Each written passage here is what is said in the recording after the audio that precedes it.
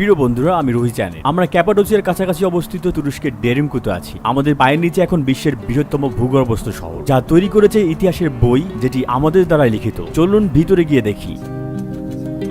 1960 দশকের শুরুতে একজন ব্যক্তি তার বাড়িটি সংস্কার করেছিলেন। যখন তিনি তার দেয়াল ভেঙে ফেলেন, তখন তিনি বুঝতে পারলেন যে এখানে একটি রহস্যময় ঘর আছে, এবং তার পরপরই তিনি টানেলটি দেখতে পান। তারপর তিনি আলো নিয়ে অনুসন্ধান করতে শুরু করেন। অনুসন্ধানের সময় তিনি বুঝতে পেরেছিলেন যে এই সুড়ঙ্গগুলো আরো গভীর। তিনি জানতেন না যে এই জায়গাটি পৃথিবীর সবচেয়ে বড় ভূগর্ভস্থ শহর। এখানে আশ্রয় কেন্দ্র, সরবরাহ কক্ষ আছে। অবশ্যই তাহলে এখানে প্রাণীও ছিল, যেমন ঘোড়া রাখার ঘর, মিশনারি স্কুল, একটি গির্জা, একটি ঘর এবং একটি বড় কবর ঘর। তাহলে এখানকার লোকেরা কিভাবে শ্বাস নিত? এরকম কিছু বায়ু চলাচল স্থান আছে, কিন্তু এটি পুনঃস্থাপন করার সময় বন্ধ ছিল। বলা হয় যে ভূগর্ভস্থ শহরটির ভিতরে 20,000 মানুষ থাকতে পারে। এটি হলো রান্না করার জায়গা। আপনি যে টুকরোটি দেখছেন তা একটি তন্দুরি। তন্দুরি হচ্ছে একটি ঐতিহ্যগত আনাতোলিয়ান মেজে চুল্লি। তারা তাদের রুটি এটায় আটকে রাখত এবং মাংস রান্না করত। অবশ্যই একটি চিমনি আছে যা ধোঁয়া বের করে দেবে। আপনি উপরে দেখেছেন ধোঁয়ার দাগ আছে। চোখের আড়ালে থাকার জন্য লোকেরা রাতে খাবার রান্না করত, কারণ অবশ্যই রাতে ধোঁয়া দেখা যেত না। প্রতিটি পরিবারের নিজস্ব রান্নাঘর ছিল না। তারা সবাই এই জায়গাটিতে একসাথে রান্নার জন্য ব্যবহার করত। এই গর্তগুলো দেখেছেন, তারা তাদের খাবার যেমন বার্লি এবং গম এখানে রাখে। খ্রিস্টাব্দ 30-এর পর যখন যীশু ইতিমধ্যে তার ভবিষ্যৎবাণী করেছিলেন যে প্রথম খ্রিস্টানরা নিজেদের জন্য নিরাপদ কোনো জায়গা খুঁজে পাবে না, তারা ঝুঁকির মধ্যে ছিল।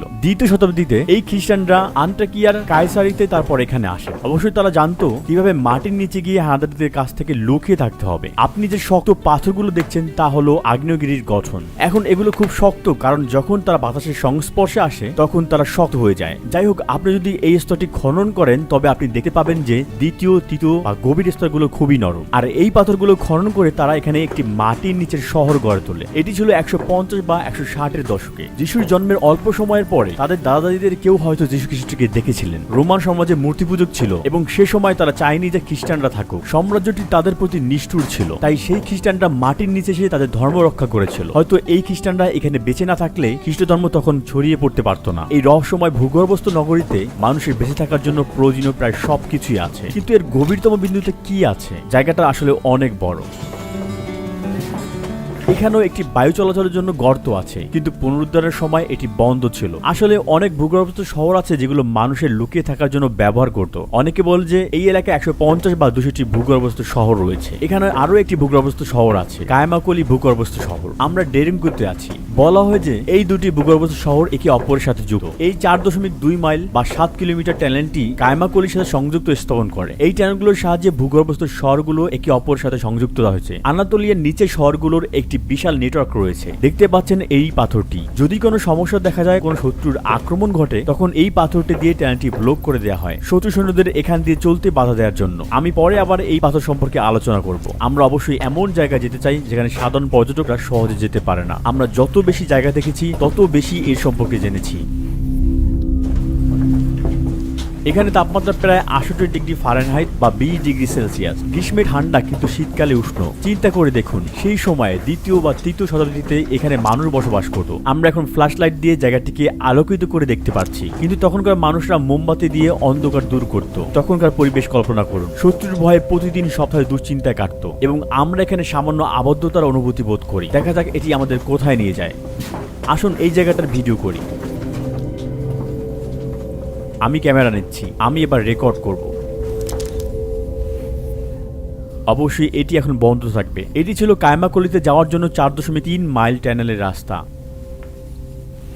দেখুন, আমি আপনাদের দেখাবো যে কেন এখানকার বাতাস পরিষ্কার। একটি 180 ফুট বা 55 মিটার বায়ু চলাচলের চিমনি, যা বাইরের জগতের সাথে সংযোগ তৈরি করে। এর নিচে একটি জলকূপ রয়েছে। যেহেতু এটি একটি অক্সিজেনের উৎস ছিল, প্রায় প্রতিটি ঘরই এটি চারপাশের দ্বারা তৈরি হয়েছিল। এখানকার বাসিন্দারা পানি পান করতেন এবং কিছু তাজা বাতাস গ্রহণ করতেন। শত্রুদের থেকে বেঁচে থাকার জন্য বায়ু চলাচল যেন বন্ধ না হয়ে যায়, সেজন্য বিভিন্ন পয়েন্টে 10টিরও বেশি বায়ু চলাচলের চিমনি তৈরি করা হয়েছিল। ভূগর্ভস্থ শহরের গভীরতা প্রায় 280 ফুট বা 85 মিটার। আধুনিক বিল্ডিংগুলোতে একটি সাধারণ বাসস্থান 2.5 মিটার এবং বাসস্থানগুলোর দেয়ালের পুরুত্ব 1.5 মিটার। আপনি যদি প্রতিটি ফ্লোরের মোট উচ্চতা 5 মিটার বিবেচনা করেন, তবে আপনি এই জায়গাটিতে 17 তলার অনেক উঁচু ভবন হিসেবে ভাবতে পারেন, যা মাটির নিচে নির্মিত হয়েছিল। যেহেতু এখানে মেঝেগুলোর মধ্যে পাথরের পুরুত্ব অনেক, তাই 85 মিটারে মাত্র 8টি তলা রয়েছে। এখানে টানেলগুলো বেশিরভাবে সরু তৈরি করা হয়েছে, যাতে শত্রুরা ভিতরে আসতে না পারে। মানে দেখুন, একজন সাধারণ সৈনিক সহজেই এখান দিয়ে যেতে পারবে না।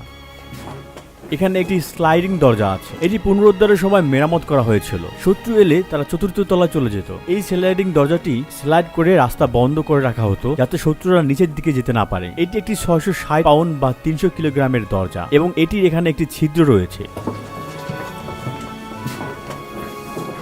টানেলের আনুমানিক উচ্চতা 8 ফুট বা 2.5 মিটার। তবে আপনি দেখতে পাবেন এটি আরো শুরু হয়ে আছে। আমরা চতুর্থ তলায় নেমে যাচ্ছি। এখানে আমরা এসেছি। এখানে যোগাযোগ করার জন্য একটি গর্ত আছে। তলাগুলোর মধ্যে 10 ইঞ্চি বা 25 সেন্টিমিটার ব্যাসের গর্ত রয়েছে যোগাযোগের জন্য। আমি বুঝতে পারছি এটি দ্বিতীয় তলা যাচ্ছে। আপনি যখন কিছু বলেন উপরের তলা লোকেরা আপনার কথা শুনতে পায়।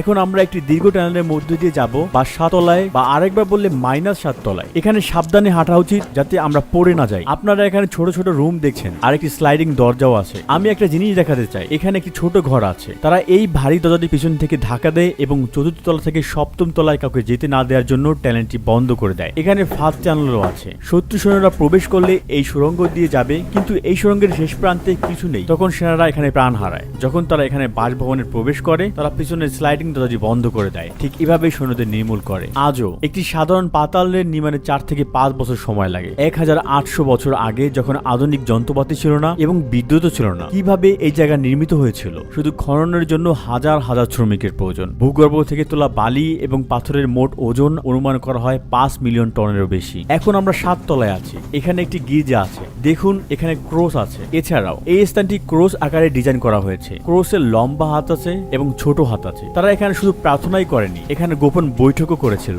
সেই মানুষদের কল্পনা করুন, তারা বাইরে যেতে ভয় পেত। তারা এখানে মোমবাতির আলোতে প্রার্থনা করত। দিনের আলো না দেখে খ্রিস্টানরা এখানে কতদিন অবস্থান করেছিল। তারা একে অপরের সাথে খুব ঘনিষ্ঠ ছিল, কারণ তারা এখানে অনেক দিন কাটিয়েছে অন্য বাইরের কাউকে না দেখেই। এই তলায় একটি কবর ঘরও রয়েছে। আপনি যে সুড়ঙ্গটি দেখেছেন সেটি কবরস্থানে যাওয়ার জন্য। এটাই হয়তো এই জায়গার সবচেয়ে গুরুত্বপূর্ণ অংশ। কয়েক শতাব্দী আগেও এখানে লাশ পড়েছিল। এখানকার লাশের কথা ভেবে দেখুন। পারলে কল্পনা করুন আপনি সেই সময় এখানে ছিলেন। হয়তো আপনি আপনার পরিবারে একজনকে সদস্য হারিয়েছেন এবং আপনি তার লাশ এখানে নিয়ে যাচ্ছেন। বেশ সরু একটি টানেল। প্রকৃতির স্বাভাবিক নিয়মেই মানুষ হয়তো মারা যেত, তার মৃতদেহ সহজেই পচন ধরে। তাই মৃতদেহের দুর্গন্ধ বন্ধ করার জন্য তারা এখানে কবর দিত। তারা রাসায়নিক দিয়ে দ্রবীভূত করত। তারা মৃতদেহ পোড়াতে পারত না, কারণ ধোয়া যাওয়ার জায়গা নেই।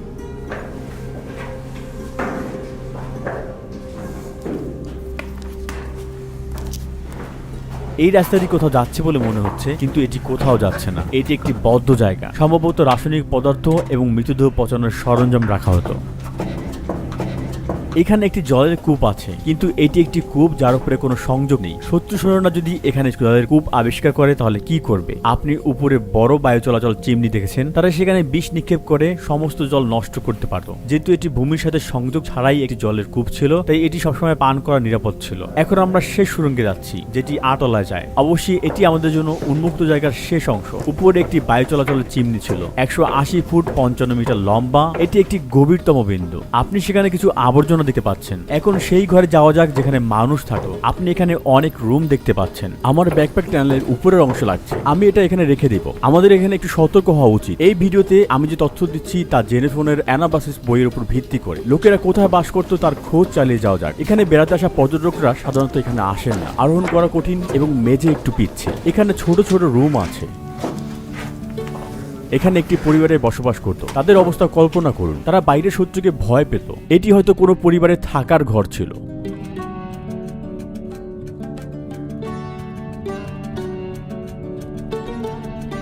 এখানে আরেকটি ছোট টানেল আছে। এটা কোথায় যাচ্ছে?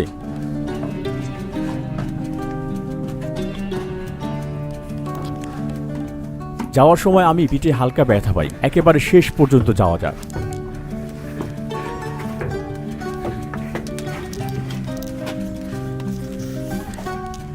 এটা বন্ধ।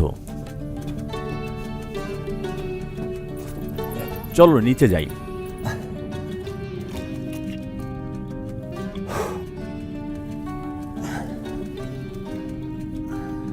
এটা গভীরতম ভূগর্ভস্থ শহর হওয়ায় সমগ্র বিশ্বের দৃষ্টি এখন এখানে। সারা বিশ্বের প্রত্ন তত্ত্ববিদরা এখানে গবেষণার জন্য আসেন। এখানে একটি বিশাল দরজা আছে। আপনি এই গর্তটি দেখেছেন? দরজা বন্ধ করার পর দরজার পিছনে কি আছে তা দেখার জন্য অথবা তীর নিক্ষেপ বা বর্ষা নিক্ষেপের জন্য ব্যবহৃত হতো। আমরা এখন খামারের জায়গায় আছি। এখানে পশু পাখি থাকতো। এগুলো ছোট গর্ত যেখানে পশুদের দড়ি দিয়ে বেঁধে রাখা হতো। তারা এখানে তাদের পশু বেঁধে রাখতো। এগুলো এমন জায়গা যেখানে প্রাণীরা জল খেত বা পান করত এবং এখানে তাদের খাবারের পাত্রও আছে।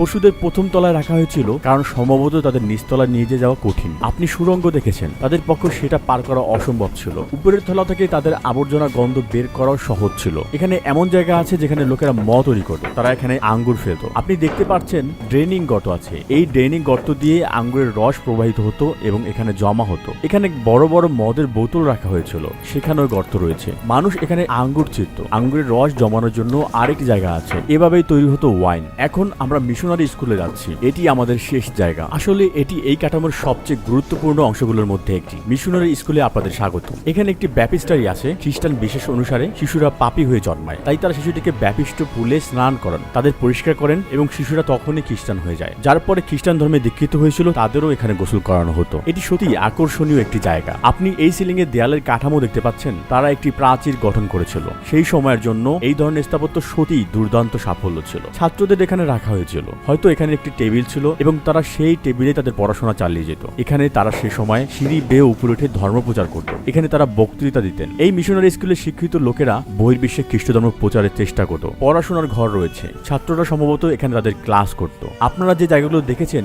সেগুলো হলো সেই জায়গা যেখানে আমরা শুধুমাত্র বিশেষ অনুমতির মাধ্যমে প্রবেশ করতে পারি। এর মাত্র 10% ভ্রমণ করা যায়। অন্য কিছু অংশে গবেষণা চলতে থাকে এবং প্রবেশের অনুমতি নেই।